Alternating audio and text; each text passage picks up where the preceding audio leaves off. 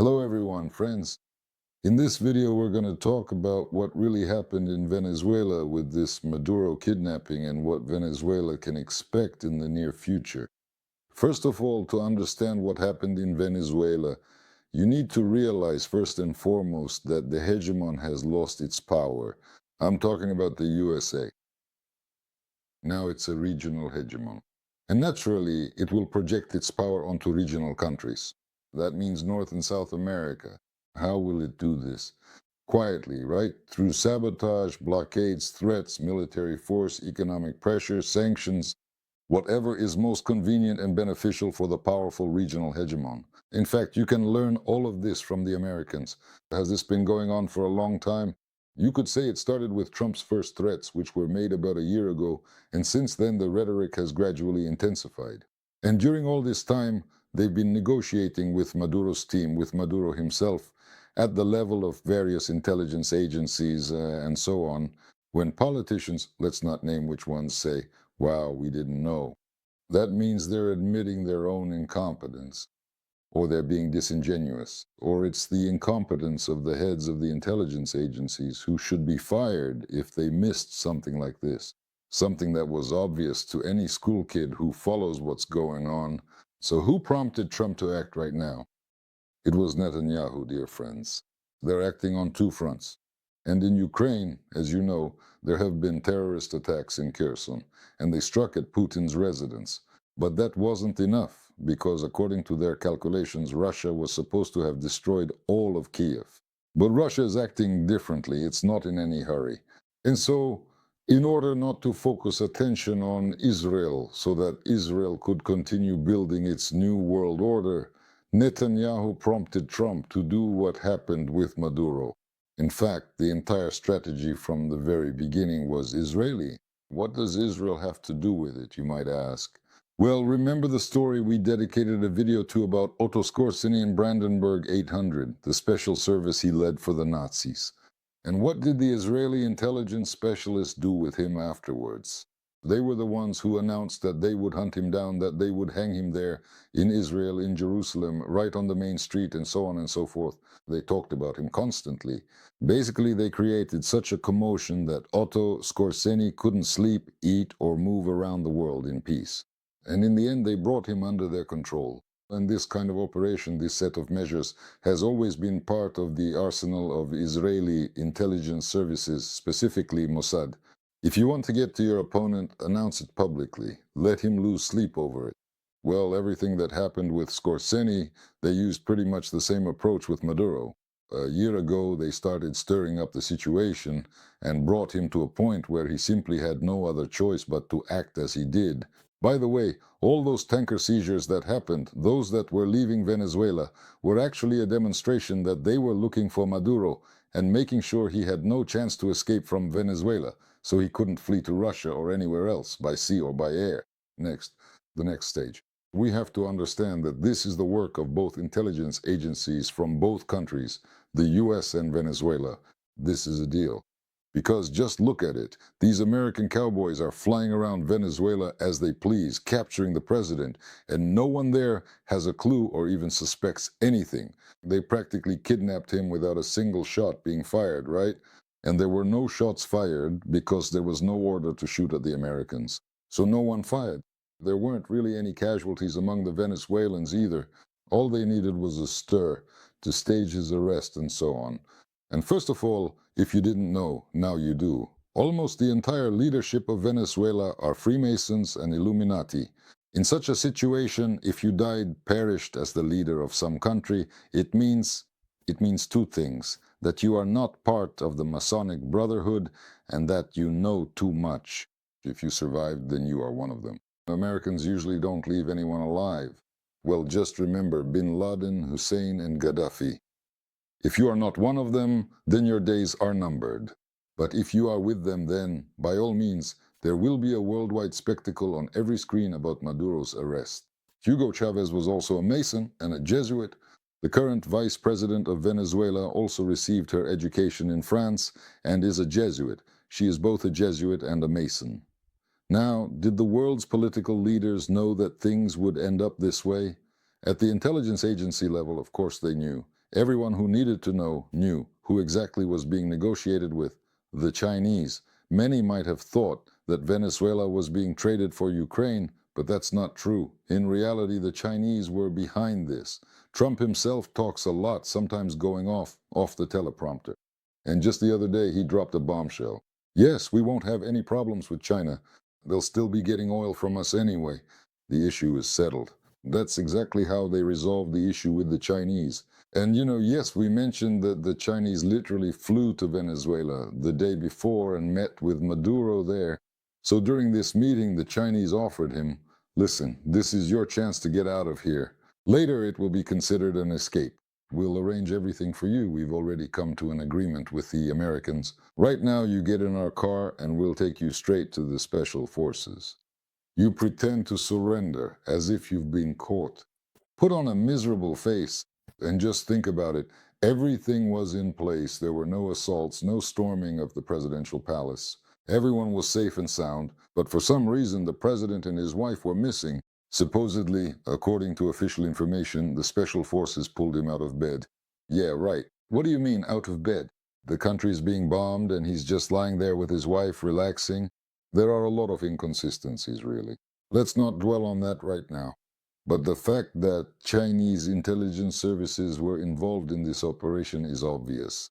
Now, the future of Venezuela is as follows. All the oil will be under American control. And don't pay attention to the contradictory statements from the vice president. One moment she says she'll do whatever the Americans ask. Then she says, we're not giving anything away. It's all ours.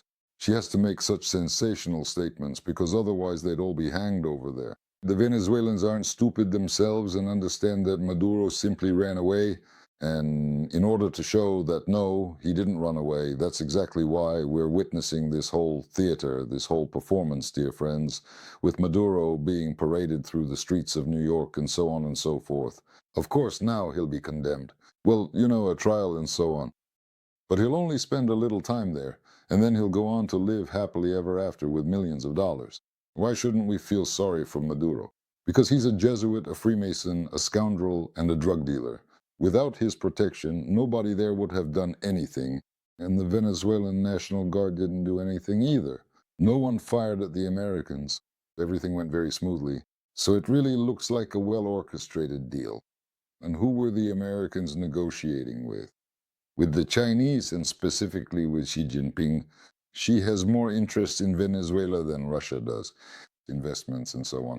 The Americans are gradually squeezing the Chinese out, and they're pushing them out of the Panama Canal as well. We made a separate video about this. There are constant disputes going on. The conversation goes like this: you get out of here, we get out of there. And specifically, Venezuela was exchanged for Taiwan. Does this mean the Chinese will attack Taiwan tomorrow, you might ask? Of course not.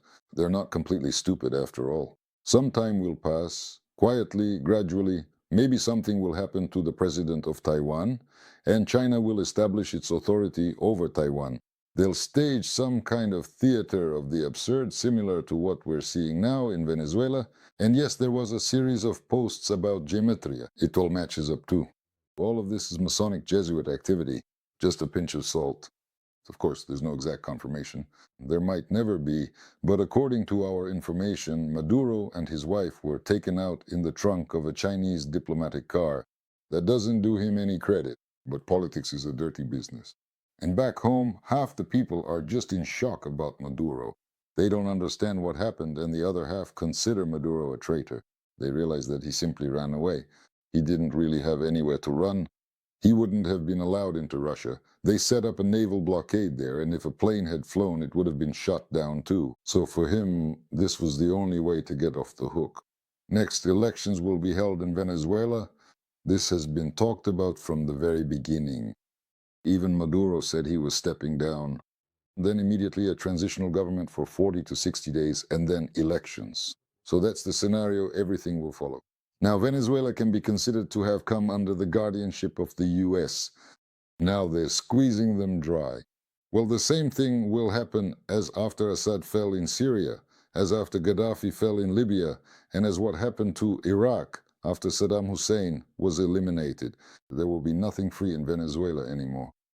The blockade, of course, will be lifted. Everything will appear on the shelves, but naturally at different prices. American troops will remain there. You might ask, what other troops? Well, those who need to know are aware of where they're holed up, so basically that's where they'll be hanging out. Debts will be hung on Venezuela itself. And Venezuela will be replenishing the American treasury. Plus, now they'll be selling the oil of the richest country in the world. Accordingly, they'll be making a good profit from this. And accordingly, since America will be sitting on the country with the richest oil reserves, America will be dictating oil prices. Why is that? Well, the dollar has to be backed by something. If not Arab oil, then Venezuelan oil. Otherwise, it's collapse.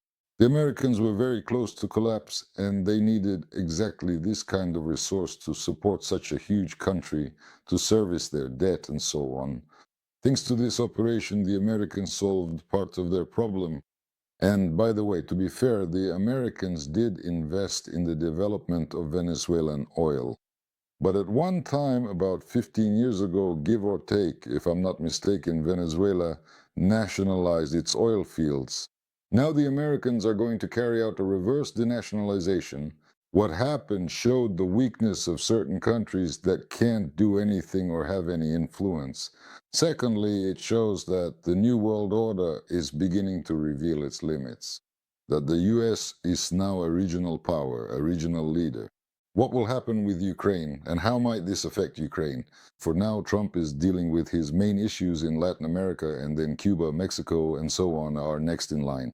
So until the elections in Israel are over, don't expect anything regarding Ukraine.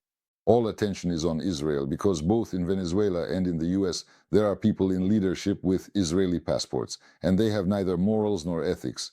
The most important thing for them is money. And by the way, this is a good point to show to the protesters in Iran. If you keep undermining the authorities, the same thing will happen to you. Israel and the US will come to you and bring you democracy. After all, you have oil in Iran too. About Ukraine. Ukraine will continue its terrorist activities until they are recognized as terrorists. All of this is the outline of the New World Order that is taking shape by 2030. I can also say a couple more words regarding those who complain, like, look how clever the Americans are. They practically kidnapped the president of a country without firing a single shot. Well, first of all, I already said that it was a setup, pure and simple. And second, remember Crimea in 2014. When necessary, our people can also do everything smoothly without firing a single shot. And if there really had been some kind of military operation to capture Maduro, then as an example, you have the seizure of Amin's palace in Afghanistan, which was carried out by Soviet special forces. Not like what we saw in Venezuela, where Maduro is supposedly being captured by the special services in a military operation against the president of some country. In short, it's all a show, a setup. And that's exactly how you should treat it. That's all I have for now. Thank you for watching. Wishing you all the best.